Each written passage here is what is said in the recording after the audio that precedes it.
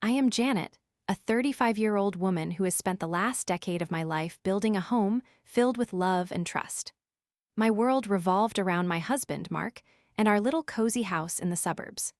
The warmth of laughter echoed through our halls, especially when our adorable dog Lily would chase her tail, and we shared those quiet moments after busy days, each taking refuge in the other's company. I was known for my kindness, always extending a helping hand to neighbors or baking those infamous chocolate chip cookies everyone adored. I loved fiercely, and I believed in love wholeheartedly. Everything changed one ordinary afternoon when a friend accidentally spilled the truth over coffee. They mentioned seeing Mark with a coworker named Emily, a woman who had started working at his office a few months ago. I remember the way my heart sank as I registered the words. They were sloppy and careless, and I tried to brush them off until the moment I laid my eyes on the two of them at a restaurant that weekend. Watching them laugh together, I felt shattered. The warmth of my home turned cold, and I could no longer return to the blissful life I had taken for granted. I felt like I was drowning in betrayal, and it ignited a fire in me that I never knew existed. At first, I tried to confront Mark.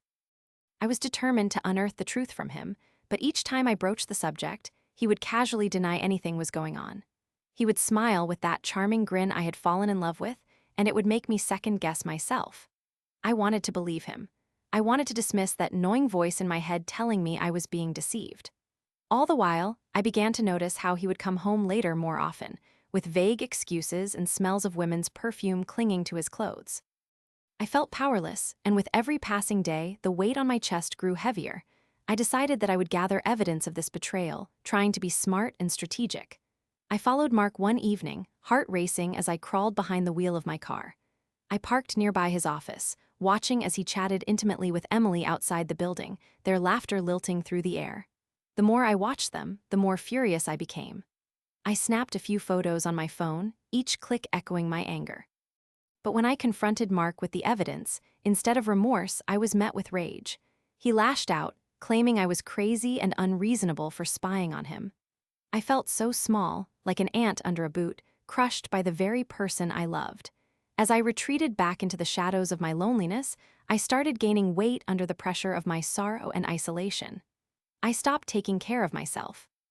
I only ventured out to work, where I managed to maintain my professional aloofness, but inside I was a crumbling ruin. My friends urged me to engage in some self-care, but how could I when everything felt like a betrayal? Depression began clawing at my insides, turning my thoughts dark. Something snapped inside me one quiet evening as I was binging on ice cream, a riot of flavors mixing together in my mouth. I suddenly realized that if I wanted justice, I would have to become the person I never thought I would be. I needed to make Mark and Emily feel the pain they had inflicted on me. My plot began to take shape. I decided that I would not stoop to their level by harming them physically or emotionally. Instead, I would push where it hurt. I would infiltrate the very workplace that had become the wicked nest for their deceit. I crafted a fake persona to become Mark's new coworker. I submitted a false resume and applied online, and to my surprise, landed a temporary position at the same office. I straightened my hair, put on a mask of confidence, and stepped into the lion's den. There, I watched the way Mark and Emily acted together, laughing, whispering, the way their bodies leaned into each other just a little too much. I made sure to play up my charm, finding ways to engage Mark in a friendly manner. It felt like stepping into a role in a play, but my heart raced with power. Over the weeks, I worked on my revenge subtly. I started dropping hints about how I saw another woman at the office flirting with my husband.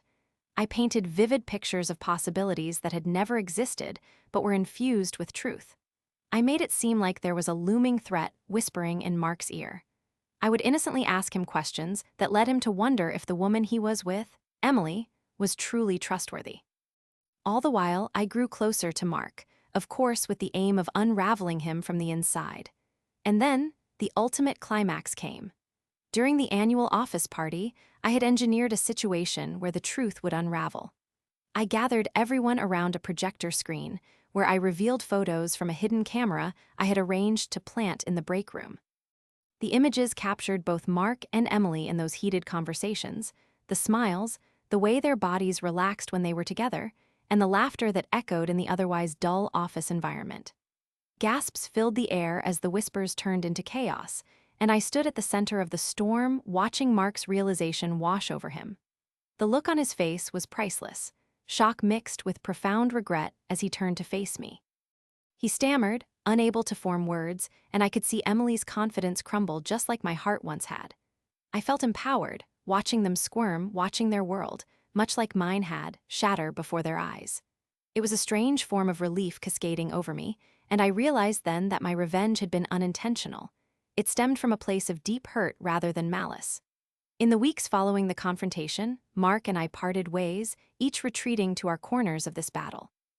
I embraced my new independence, reclaiming my worth and self-respect. I moved to a brighter apartment where the sunlight danced in, filling the void they had left. I focused on self-discovery, rekindling friendships, and finding joy in the simple things. I learned to trust myself again, and as the memories began to fade, I was reminded how strength could bloom from the darkest experiences. I had transformed from a victim into a warrior of my narrative, emerging from the ashes renewed, with the power of closure igniting the spark of a future I could finally embrace. Twists of fate always seemed to lurk in the shadows, and years later, I discovered Emily had lost her job due to the backlash of my revelation. It had come full circle when she reached out, not with apologies, but blaming me for the repercussions of her actions. And in that moment, I realized my revenge was never about hurting them. It was more about reclaiming my autonomy and rewriting my story. The end of one chapter can often lead to the thrilling beginning of a new one, and for me, a brighter, abundant future awaited just beyond the horizon.